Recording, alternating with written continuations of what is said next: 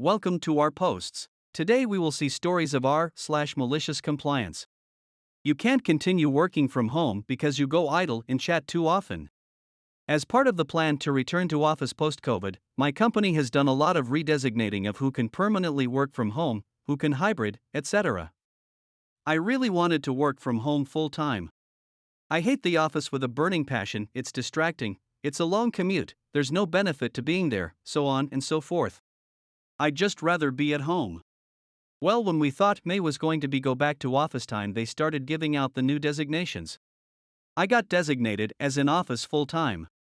It made no sense to me. I work on a team of 8 people and each of us is in a different office somewhere in the country.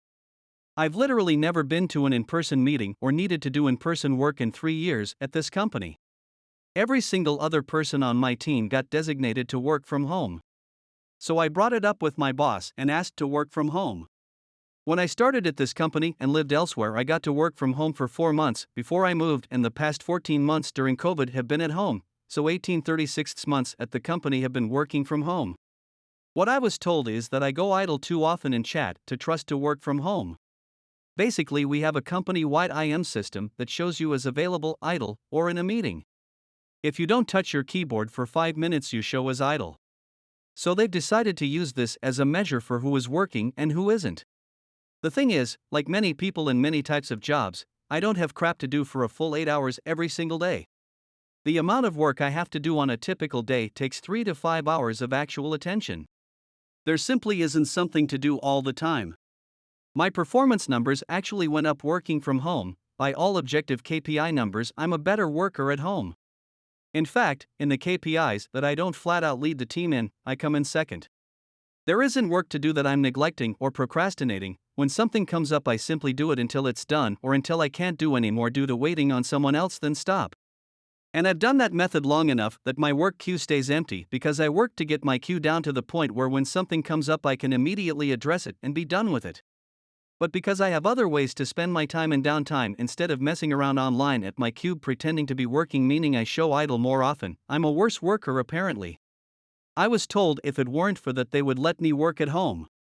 So I wrote a 6-line PowerShell script that virtually inputs the period key every 4 minutes, that starts running every day at 8 a.m. and stops at 5 p.m.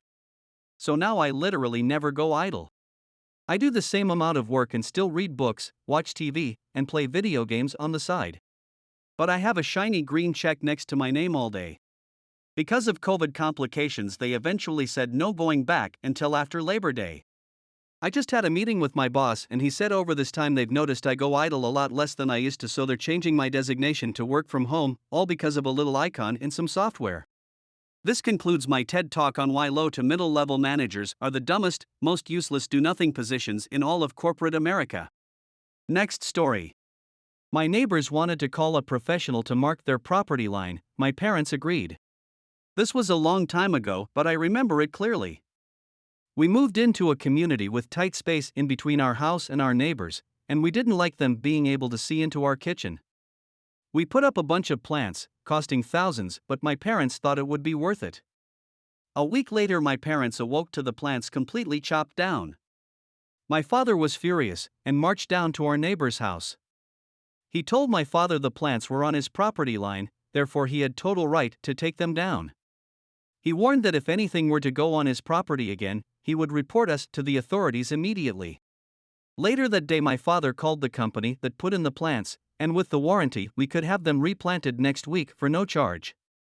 We made sure there was no way it was on our neighbor's property. However, a few days later, we caught him chopping them down at 2 a.m.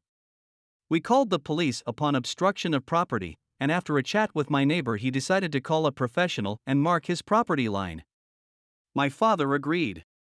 A few days later, I got home to find orange tape in my neighbor's yard. Apparently, his fence was 11 feet over our property line. We watched as he took down his fence, completely furious. Within the next month, we were enjoying our new space and privacy in our backyard, and my neighbor ended up losing 1/4 of his backyard. My neighbor ended up having to pay almost $10,000 for the destruction of our property, and we got to plant our plants again. Next story. Police officer attempted to intimidate my patient, loses fight to physics. I'm a paramedic. A few months ago, we're coming back from a routine patient transfer when at an intersection about 4 blocks from the base I notice a woman sitting on the side of the road with her arms wrapped around herself and her head down. I nudge my partner who's driving, and we flip on the lights and I see her head come up real fast, and she looks terrified. I get out and she relaxes when she sees the ambulance. After I approach, I notice bruising on her wrists and other similar signs of domestic abuse. She seems hesitant to get up off the curb and into the ambulance, so I decided that I would at least pull the cot out of the back and give her something a little more comfortable than concrete to sit on. Now a few important details. All the cots in my service are striker-powered cots. You've almost certainly seen these before. They're bright yellow with black handles and side panels. These cots have a motor and battery built in to allow us to raise and lower the cot at the touch of a button instead of throwing out our backs having to physically lift the cot up after loading someone. They're usually paired with an automatic loading system built into the ambulance that lifts the cot up to the right height to be pushed inside and also secures the cot when loaded. There's a little red tab at the end of the track, just inside the doors, that you press down to free the cot and allow it to slide out. When you press this tab, it simply releases the cot and the loading carriage it's connected to, and it's up to you to keep it under control until it reaches the unload position and locks into place again. This can be problematic because these cots weigh about 125 pounds, about 55 kilograms. As soon as I hit the release tab for the cot, I hear lights and sirens behind me. It's a city police car. Which is weird because we had not yet requested police, and we were outside the city, in the sheriff's department jurisdiction. We merely informed dispatch that we were stopping to check on a woman at such and such intersection. The woman says something along the lines of "Oh God, he's here," and moves faster than me, seeing free food being distributed at base. She dashes past me and pretty much hurls herself into the ambulance, sitting on the bench seat. The cop is approaching and he's pissed. I put 2 and 2 together and slam the ambulance doors shut. Let's call this officer Police Officer Steve. Police Officer Steve, is she in there? Me, who? Police Officer Steve, you know damn well who I am talking about. Me, you mean my patient? I'm afraid I haven't gotten a name yet. Police Officer Steve, open those doors, I need to talk to her. Me, you're not using my rig as an interview room. You can talk to her at the hospital. We go back and forth like this for a few minutes. My partner at some point came back to see what the holdup was, but overheard my stonewalling and went back to the cab to call our chief. I continue my routine of deny and delay until a pair of deputies, likely specifically requested for this by the chief, arrive. Oh good, now I have witnesses. See, we had stopped on an upwards incline. I had hit the release tab on the cot and it wanted to slide back. I had to close the doors so swiftly, I didn't bother pushing the cot back against the stops and locking it in place. Emboldened by the presence of 2 deputies, he gets in my face. Get out of my way, or I'm gonna have to charged with obstruction. Okay. I step out of his way, and he opens the double doors.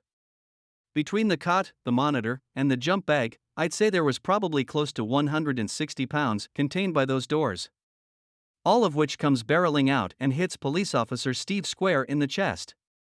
He goes backwards and falls on his butt. One of the deputies laughs aloud. The other walks up and kneels down beside the guy. He says, "Your shift captain is going to be here in 5, I wouldn't be here then if I were you." Police Officer Steve gathers himself up and scowls at me, then stomps off. There is a limited amount that I can say about the aftermath as the trial is not settled yet, but we all know how well charges stick to cops. The woman is now living elsewhere, the cop is still a cop, and I have been getting pulled over at least twice a week ever since then. But the video footage of him getting body checked by that cot remains one of the best things I have seen. Next story. My work hours are 8:30 a.m. to 5 p.m., no exceptions? You got it. So, I work in the entertainment sector in an office setting. Sometimes the work around here slows when we get ahead of projects. Some of us live 45 minutes to an hour away from the shop, so we would come in a few minutes late and maybe leave 5 to 10 minutes early to get a start of the traffic/not watch the clock. There's times when you come to a checkpoint in your work and it wouldn't make sense to start up the next part since you leave in 10 minutes. The vice president of the company said if we keep doing this we will be written up. That we are to be at our desks at 8:30 a.m. and to not leave until 5 p.m. All of us would answer calls and respond to work emails past 5. Myself, I would return calls and emails until 7 p.m. on the weekdays and monitor my email over the weekend. Once the vice president shifted to such rigid stance on work hours, we did as well. Now, my email notifications are muted from 5 to 830 and completely turned off on the weekends. I showed my co-workers how to do the same thing via their Outlook. Now, we all leave at 5 but refuse to do any work outside our scheduled hours. The vice president is famous for sending emails and texts after work hours and has become frustrated that he doesn't hear back until the next day or maybe even the following Monday. Absolutely burns him up. He said we should be monitoring our emails after work in case of an emergency. I simply said what he said. My work hours are from 8:30 a.m. to 5 p.m. Nothing more, nothing less. So over 15 minutes of work presence, he has lost all outside work hour support. Everyone refuses to answer emails after 5 or on the weekends. He hates it but still hasn't budged. Just keeps saying how we need to be more company focused. I was. Until you decided me leaving 10 minutes early was an issue and I decided that I would follow his example. 8:30 to 5. You get what you wish for. I hope you guys like this video. If you did, make sure like, comment, share and subscribe the channel or posts.